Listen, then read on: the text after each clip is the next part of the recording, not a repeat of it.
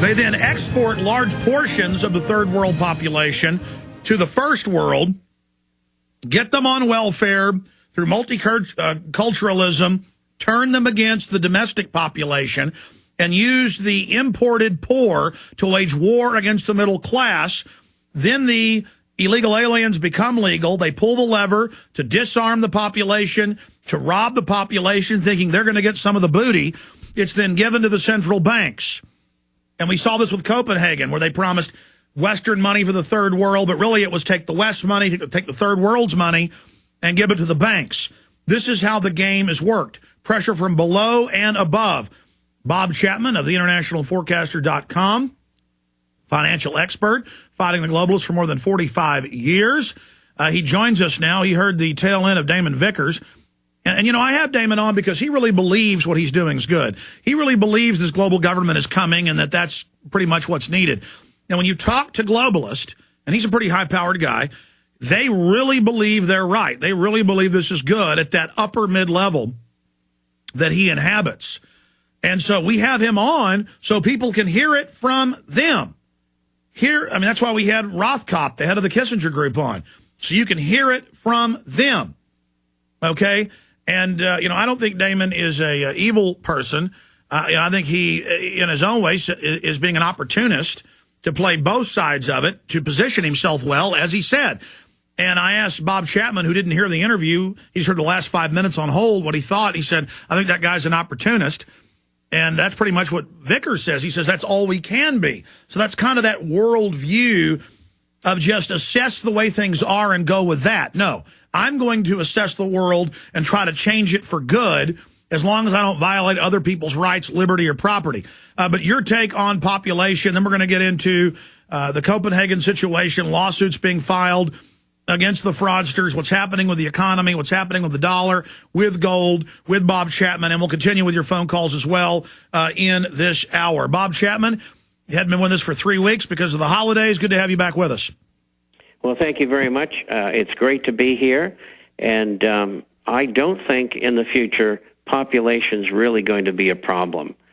And population, as you've said before, is going to level off, and it'll be a natural occurrence of events. There's countries that you can go to, our neighbor, like Mexico, where everybody used to have 5, 6, 7, 8 children. Immigrants who came to America, particularly from Italy as an example. In Ireland, they used to have lots of children. Instead of having 3 or 4 or 5, 6, now families are having 2, maybe 1.5. And that's happening in most societies that want to advance. They realize that it's a handful paying for and clothing and making sure that the children get the best education possible so they can be successful in life. So it's happening all over the world, and I think in some sections of the third world it might continue to be a problem, more of a problem than it is elsewhere. But we certainly don't have forced abortions and nerve gas people and put bioweapons in there, which they've been doing. That's right, and that's tragic, and it shouldn't be, and it was just like this H-1B1 scam after scam after scam. What about my point that they're exporting third world populations to use them as weapons against the West? Absolutely, and Europe is a perfect example. The Muslim population moving out of the Middle East and Northern Africa. There's a mosque on every on every corner, so to speak, and a number of people who have never spoken about the issue before in public, for record, even Sarkozy in France, who's certainly not a racist of any kind, says we got to do something about this problem. France is dying. France is dying. England is dying. There are more Brits leaving England every year than are born there. The West is dying. There is no doubt. Well, that's true. And it's the amalgamation of peoples, which, at least religiously in Europe, is untenable. It's only a matter of time before there's clashes. And the Muslims tend to have more children. In Europe, they have about 1.5 children per couple. And I don't know what the number of Muslims are, but I think it's probably 3, maybe even more. And so the attitude is totally different. The cultural, the thing that goes on inside their society, the Muslims, is totally different than the history of Indo-European culture. And so you've got to have a clash. It's not good. But instead, we have the BBC calling for carbon rationing of food to everyone and cutting the West down to one child. You have this hatred by the liberal intelligentsia of the West. They relish the fact the West is dying. They celebrate it. When I was in college, I was alerted to this enemy because they celebrated the death of the West. These are truly self-hating people. I think you're absolutely right. And, there's something intrinsically wrong with people who want to amalgamate people and put them into serfdom and have this so-called intelligentsia that knows better than the public does what's good for them. And this is this whole concept. We are the leadership and we know. Well, I got news for them. There's millions of people who are just as smart as they are throughout the entire world, and they're not going to let them do this. It's wrong, it's unnatural, and to force people to become members of a new world order or force people not to have children is not natural. It's wrong. Well, they only allow the immigrant populations to have their racial identity, and the Ford Foundation and others globally fund hatred of the West. But that's only because in this stage of the game, the controllers, the intelligentsia, are directing these giant hordes of people as weapons. Here's the New York Times. Immigrants riot in Italy amid racial unrest. Thousands of immigrants protested against racism, when it's Africa that's invaded Italy over and over again, in a southern Italian town on Friday after a night of rioting. In one of Italy's worst episodes of racial unrest in years, dozens of Africans in several cities smashed car windows with steel bars, stones, and set cars and rubbish bins on fire. Police said at least one car was attacked by passengers inside, several of whom were injured. So we have racial attacks. This is going on everywhere, but it's always loving. Oh, they're just striking back against evil.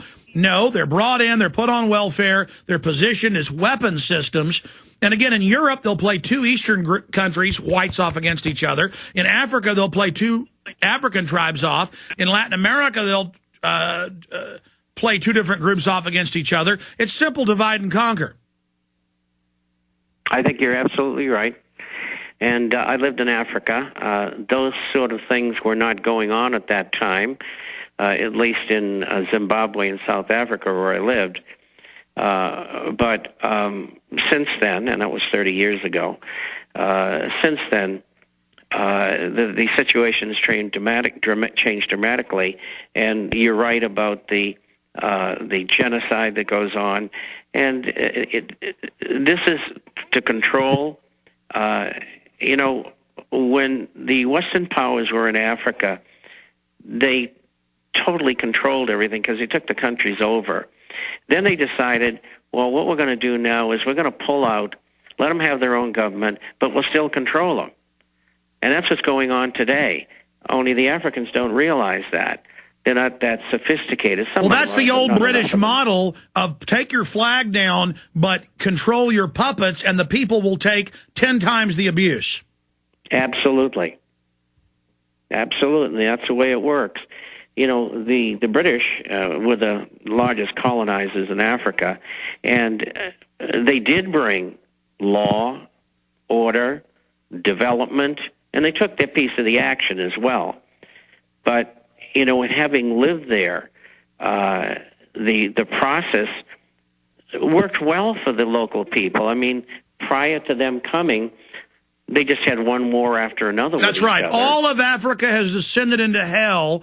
The crime rate is up several thousand% in South Africa, but the media won't talk about it. And now we have one of the Italian members of parliament is in trouble, the New York Times says, because he said, quote, we've tolerated all this illegal immigration all these years, and that's what's causing this now. See, the politicians aren't even allowed to tell the truth because this process of destroying the West must accelerate just as the empires have destroyed the third world, because that makes them more easy to manage. And you use a third world population to blow out the economy, drive down wages. You get them on welfare as a voting bloc that takes over the country.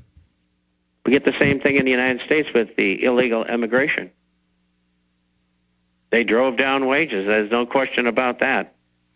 And, of course, they've used the public facilities, and that's cost the people of the United States quite a bit of money, especially in states that have large amounts of illegal aliens. And the bankers love that because we're even in deeper debt to them.